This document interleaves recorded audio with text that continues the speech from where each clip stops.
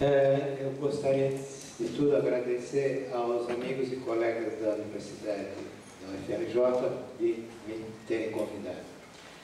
E é com muita emoção que eu participo desse evento, porque o Carlito, para mim, era não só um companheiro de pensamento e de luta, mas um grande amigo no sentido forte dessa palavra. Bem, então quero dizer algumas palavras sobre o Carlito, mas antes de começar eu peço uma licença para tirar uma fotografia de vocês, tá?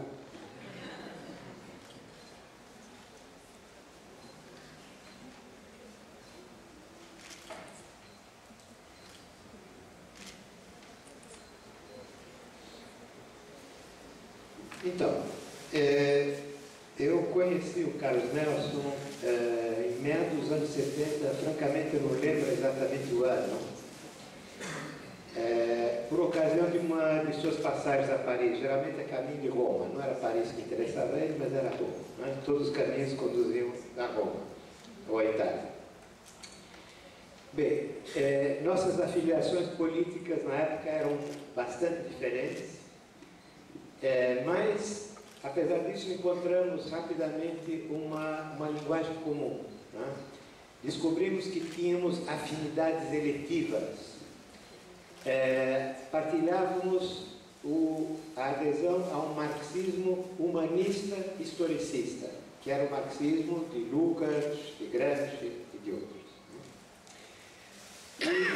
E partilhávamos também a alergia pelo estruturalismo, né, nas suas várias formas, e eu adorei o livro do Carlito, um dos seus primeiros livros, sobre justamente a crítica do estruturalismo, né, aquele belo livro com o retrato de Goya na capa, né, o sonho da razão produz monstros. Né. Bem, então tínhamos essas diretrizes, essas linhas político-filosóficas comuns, e na verdade nessa época eu estava trabalhando numa tese, minha tese de doutorado de Estado sobre Lukács, e eu morria de inveja, literalmente, do Carlito, porque ele teve uma correspondência pessoal com Lukács, né, com o mestre, com M maiúsculo. Essa correspondência que vocês conhecem, ela foi publicada, é muito interessante e, entre outras coisas, ela testemunha de um aspecto importante do pensamento do Carlos Nelson, que é a sua independência intelectual. Né? Quer dizer, apesar da sua admiração, quase veneração por Lukács, ele não hesitava em manifestar seu desacordo, né? Em vários aspectos, né? Escrevendo a Lukács, não, mas aí nesse ponto não estamos de acordo, etc. Né? E, aliás, ele tem um ensaio sobre Kafka, na minha opinião, um dos mais belos trabalhos do Carlos Nelson, em que ele justamente discute com Lukács e deconstrói, assim dizer, a tese muito discutível de Lukács, que opõe Thomas Mann contra Kafka. Né? Então, Carlos Nelson mostra que, usando o método de Lukács, também, que não é assim. Né? Bem, a partir dos anos 80, quando eu comecei a vir outra vez regularmente ao Brasil, quando eu vim ao Rio, nunca deixava de encontrar o Carlos Nelson, a Andréa, o Leandro Koller, e tínhamos longas conversas em torno de uma, ou melhor, várias caipirinhas, e discutimos, obviamente, a situação brasileira, política, mas também falávamos de nossos orixás preferidos, né? São Jorge, Jorge Lukács, Santo Antônio, Antônio Gramsci, São Carlos e São Frederico, que vocês conhecem também, etc. Bem, se eu pudesse resumir numa frase a contribuição do Carlos Nelson ao campo do marxismo brasileiro, eu diria o seguinte: ele foi não só o pioneiro dos estudos gramscianos no Brasil, o introdutor de Gramsci no Brasil, mas também alguém que formulou uma leitura gramsciana da realidade brasileira. Ele repensou, em termos gramscianos, a política brasileira. Mas eu acho que ele foi mais do que isso, né? Ele foi, eu diria, o inventor, no sentido forte da palavra, do que se poderia chamar um marxismo democrático socialista brasileiro de inspiração gramsciana. E o ato inaugural dessa invenção foi, como nós sabemos, aquele famosíssimo artigo de 1979, A Democracia como Valor Universal.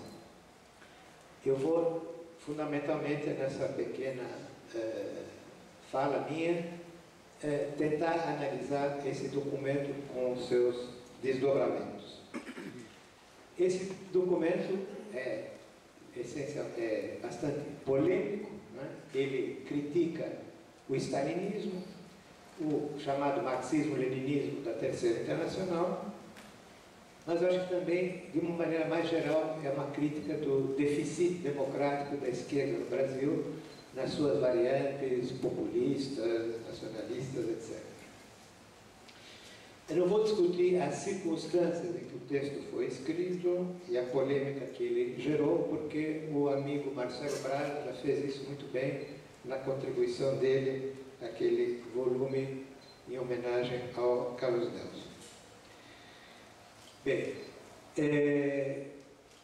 obviamente ele reflete uma conjuntura que é o aparecimento do eurocomunismo na Itália, os debates internos do Partido Comunista Brasileiro, mas eu acho que ele vai além dessa conjuntura, né? Ele tem um significado muito mais amplo, né, do que essa situação conjuntural. Ele coloca questões fundamentais para a teoria, para a prática marxista e se inspira em duas das principais referências do marxismo revolucionário do século XX, que são Antônio Gramsci e Rosa Luxemburgo.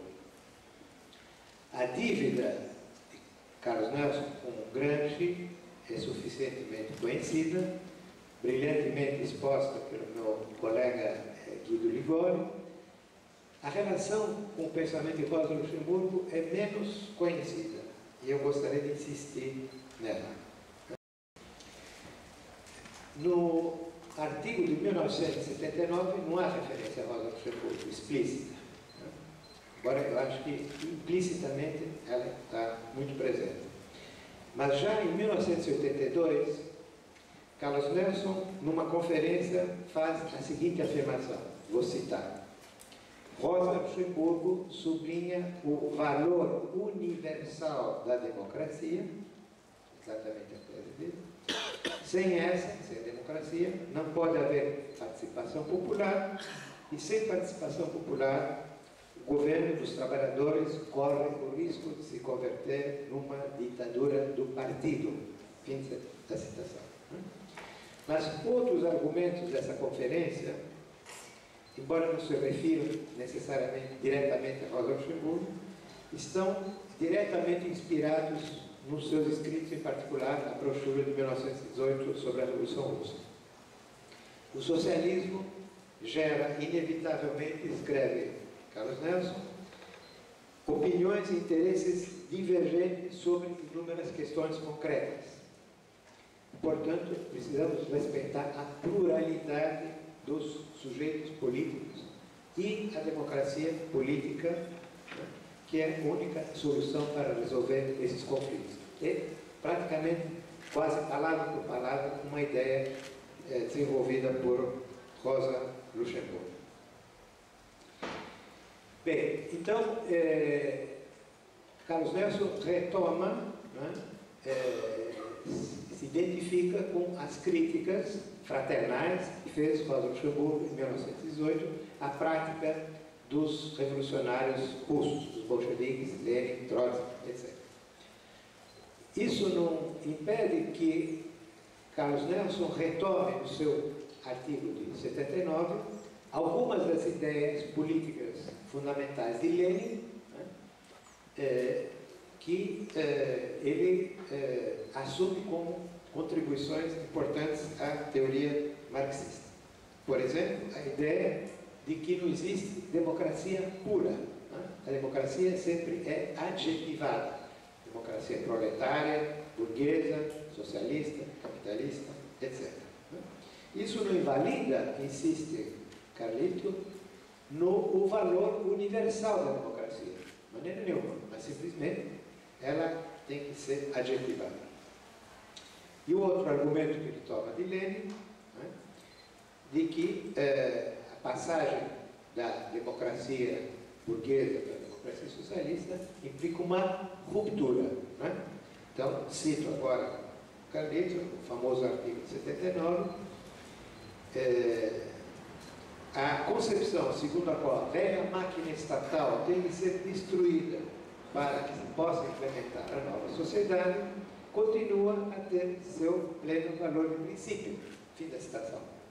Eu acho que se as pessoas tivessem lido com mais atenção o texto do Carlito em 79, teria se evitado muitas polêmicas, né, inúteis. Né?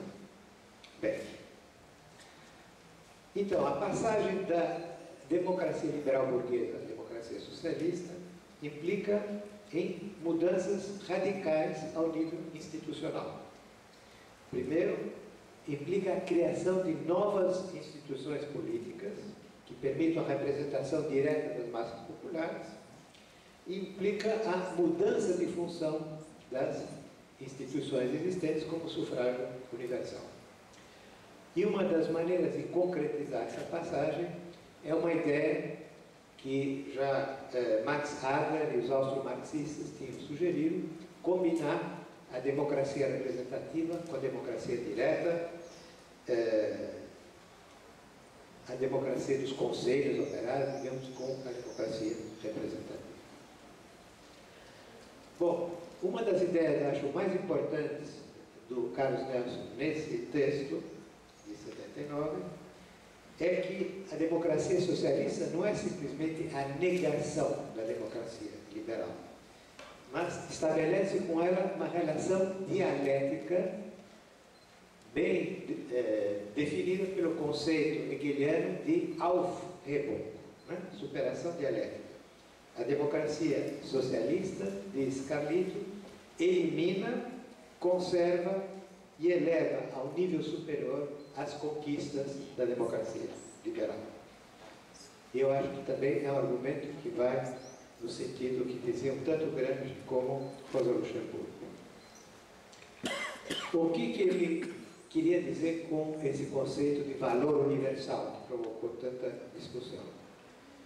Eu acho simplesmente que a democracia não é apenas um instrumento na luta do proletariado, pela toma do poder, etc., mas é um aspecto essencial do programa socialista.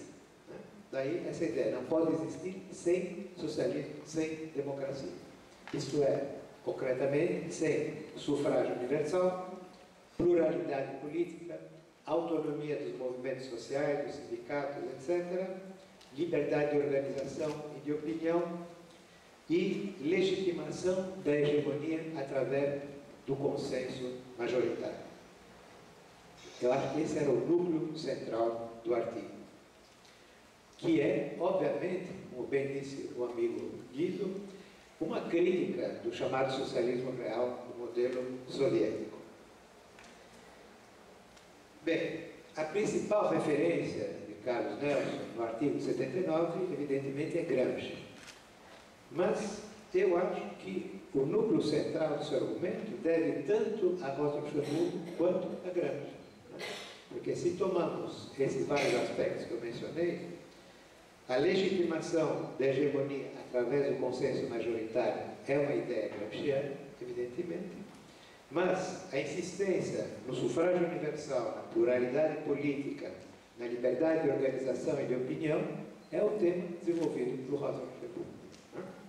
Então, eu acho que nesse ensaio estão presentes as ideias dos dois a um nível equivalente. Né?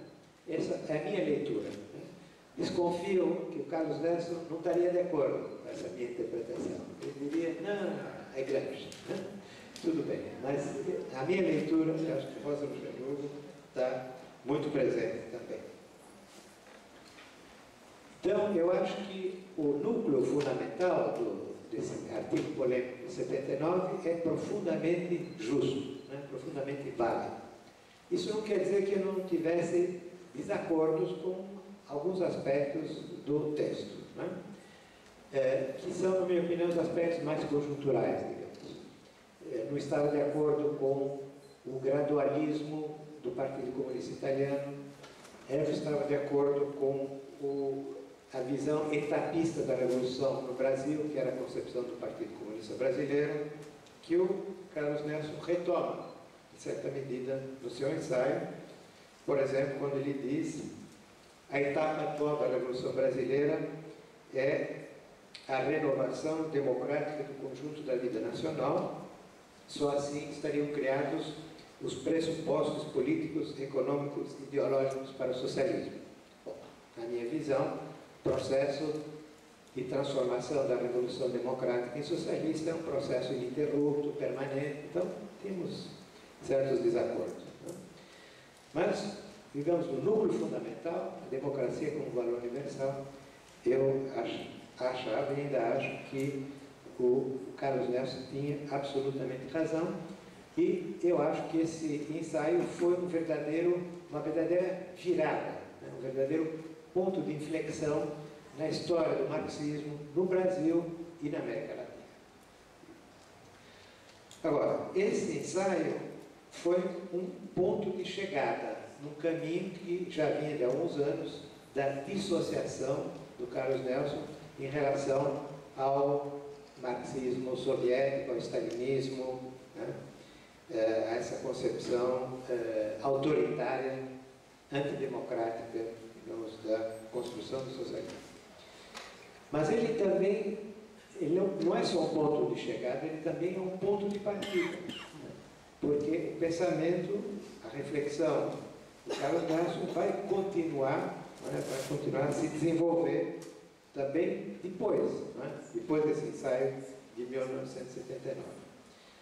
Vai se desenvolver à luz da experiência da luta de classes no Brasil e internacional, a experiência do Partido dos Trabalhadores, do qual ele participou, e da experiência de acontecimentos mundiais, como a caída do muro, Berlim, a dominação totalitária do neoliberalismo em escala mundial, etc.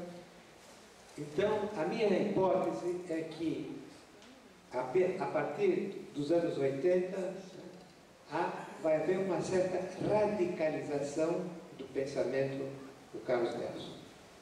Claro, dentro dessa matriz fundamental gramsciana, né? Mas há um processo de radicalização. Por exemplo, em 1989, o Carlos Nelson sente a necessidade de reescrever o ensaio. Então, ele vai escrever uma nova versão do ensaio de 1979. E o que muda? No ensaio de 79, ele valorizava o que ele chamava o arcabouço institucional da democracia tal como ela existe, né? Democracia liberal. Ele achava que isso tinha um valor. Já na versão de 89, ele insiste, e aí ele vai se referir a Lukács, a um ensaio de Lukács sobre o processo de democratização. Então ele vai dizer: a democracia como valor universal não é um estado de coisas, né? É ontologicamente um processo, né? Então, o que importa não são instituições, mas é o processo de democratização. Evidentemente, é uma mudança importante e na medida que ele evita o perigo de fetichizar formas institucionais existentes da democracia. E a partir dos anos 90, esse processo de radicalização continua, né? Então,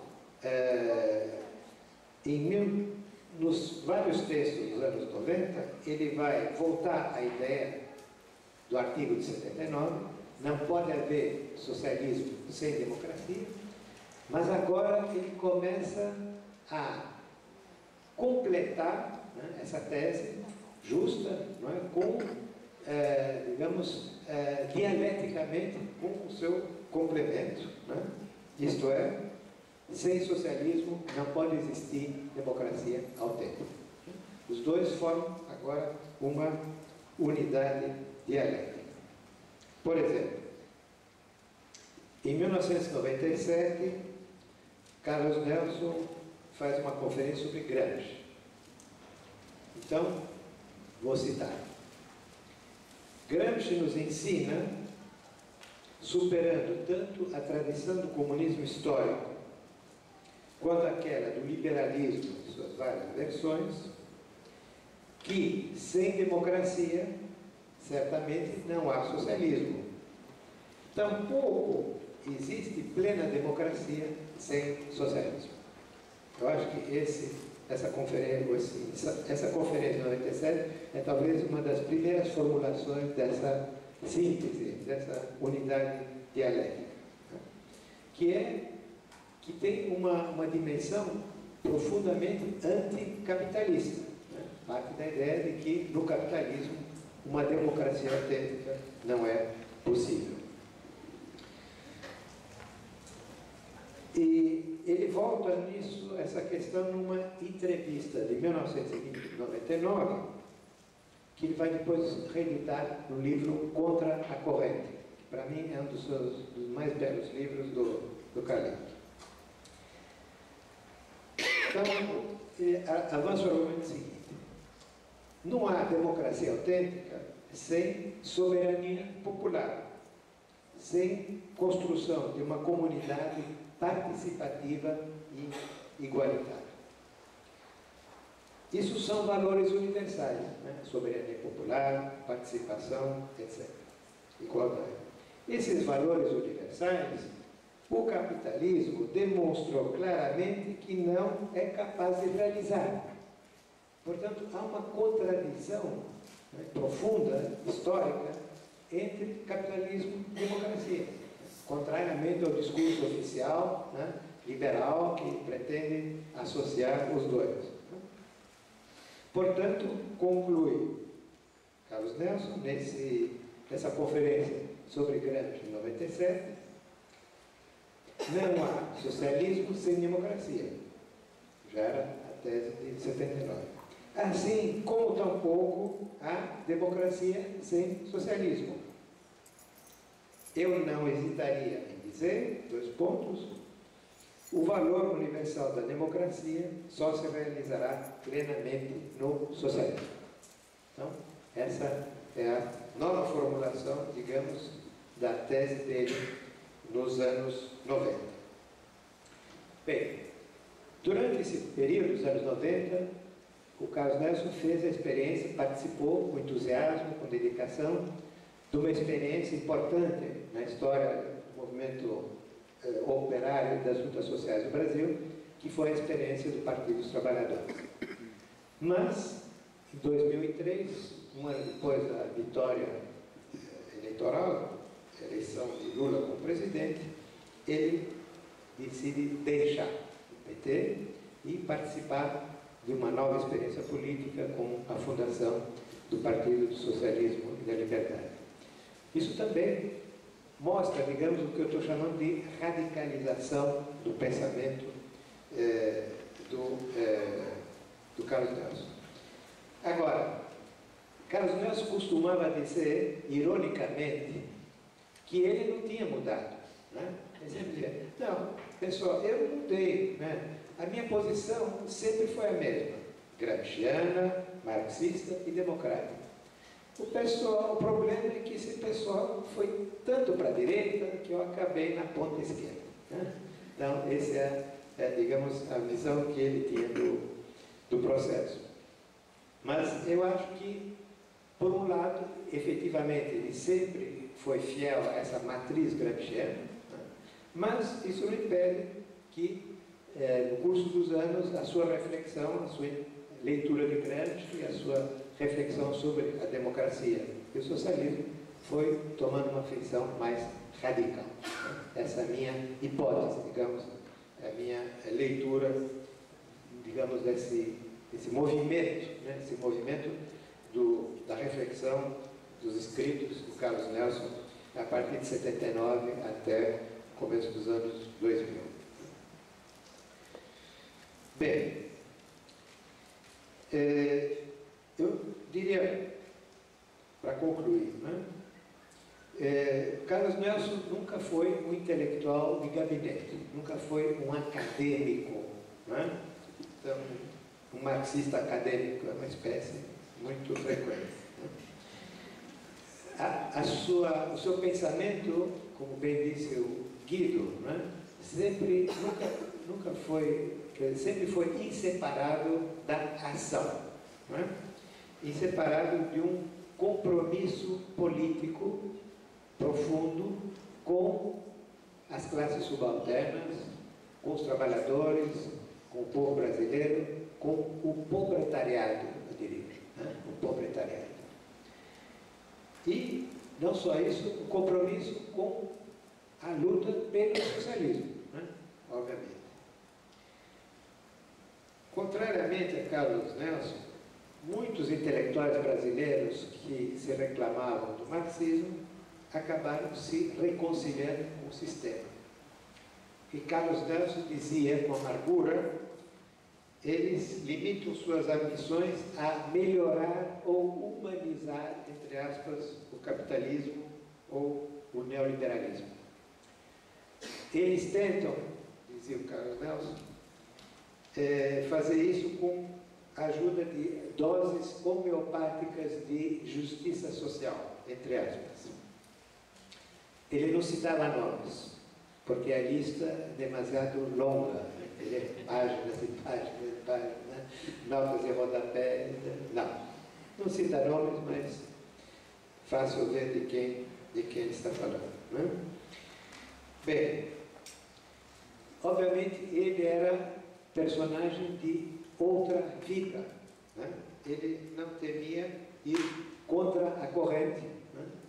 Como é o belo título dos seus livros, né? Ele sempre manteve uma coerência e uma integridade sem falhas. Agora, isso não quer dizer que o seu pensamento não tenha mudado, né?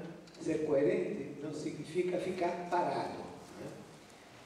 Pelo contrário, é um pensamento em movimento. O pensamento dele é um pensamento em movimento que, buscando sempre integrar novos desafios que iam aparecer, buscando repensar as questões antigas, né? E tratando de reformular a estratégia do combate. Nesse sentido, ele era profundamente marxista, porque o que é o marxismo senão um pensamento dialético revolucionário em constante movimento, né? Constante transformação. Agora, nesse processo de reformulação, né? Nesse processo de reavaliação, nesse processo de reconstrução permanente do pensamento, o fio condutor nunca se interrompeu, né? Esse fio condutor marxista, democrático, gramsciano, revolucionário, né? Esse fio condutor que faz com que ele se mantivesse até o fim, né? Obstinadamente fiel ao que ele chamava o projeto comunista. Projeto comunista, algo bem diferente do que foi supostamente o comunismo real, soviético, etc. O que era esse projeto comunista que ele jamais abandonou? Era um projeto de, estou citando Carlos Nelson, superação da alienação e construção de uma sociedade autônoma e autogovernada. Projeto comunista que é, diz ele, o autêntico projeto democrático moderno, né? O o autêntico projeto democrático moderno é o projeto comunista. Muito obrigado.